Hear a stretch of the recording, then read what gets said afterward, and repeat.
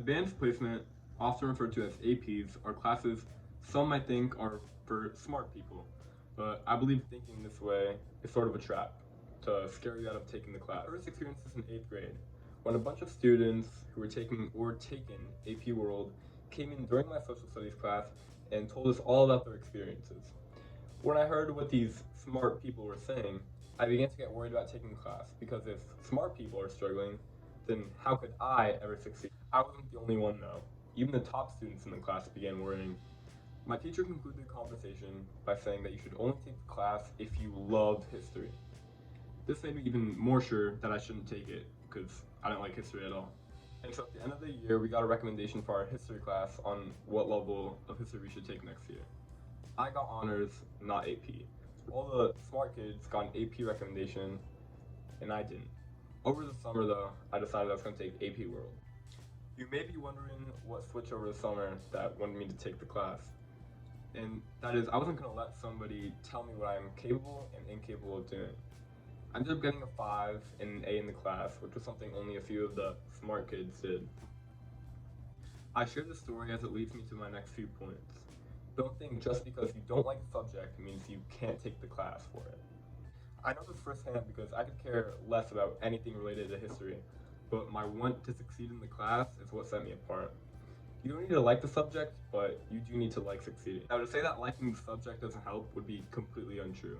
I remember times when people could focus a lot more on history, and I couldn't because I just didn't care about it. But liking the subject definitely can help you pay attention more and be more engaged, which will help in the long run. The next thing I learned from the story is that you should take recommendations with a grain of salt. I don't know how it works at other schools, but at least for my school, a recommendation is, well, after all, a recommendation. You don't need a recommendation for an AP class to actually take the class. This is why I think if you are determined enough to be successful in the class that you should take it without any second thoughts. And this leads me into this year, my sophomore year, taking 4 APs. To some people it may seem like a lot, and I can understand that, but what I learned so far I think will be very useful to many of you. The first thing that comes to mind, which is what a lot of students overlook, is what AP structure are you taking? And what I mean by that is that if you're taking a STEM AP, for example, you should understand that tests are going to be the majority of your grade. And APs such as like the humanity APs are going to be a lot more evenly spread out with classwork, homework, and tests. And the reason this is so important is because, yes, you should want to do good on every test, but you should be allocating your time efficiently. I'll give you an example. Let's say I have 2 tests tomorrow, one STEM AP and one humanities AP. But it's already late at night, and I didn't study for either of them for some reason. The typical student will spend equal amounts of time studying for both. The other student spends almost all of his time studying for the STEM AP, but little to none for his humanities AP. And so the next day, they both take the test.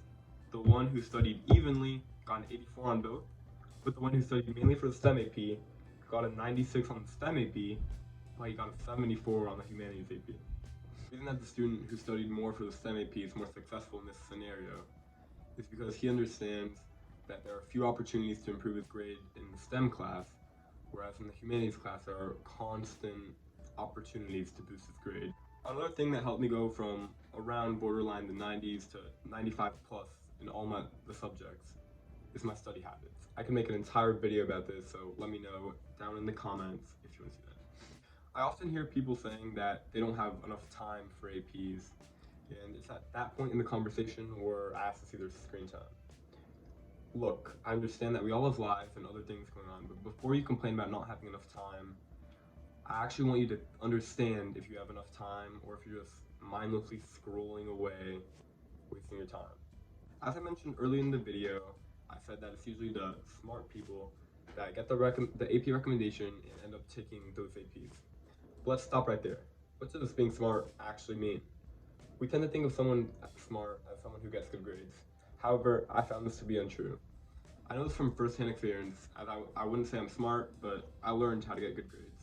I think you have to think about it like you do in sports. Being good at school is a skill, just like playing a sport or learning an instrument and being good at that instrument. In order to do well at it, you have to work for it and build good habits. If you took anything away from this video, I want you to understand that APs shouldn't be looked at as something hard, but rather as classes that can be easy with the right approach. Again, if you want to see a video where I deep dive into how I study for tests efficiently to have averages of 95 plus across all 8 of my subjects, then be sure to comment below. But that's it for now, and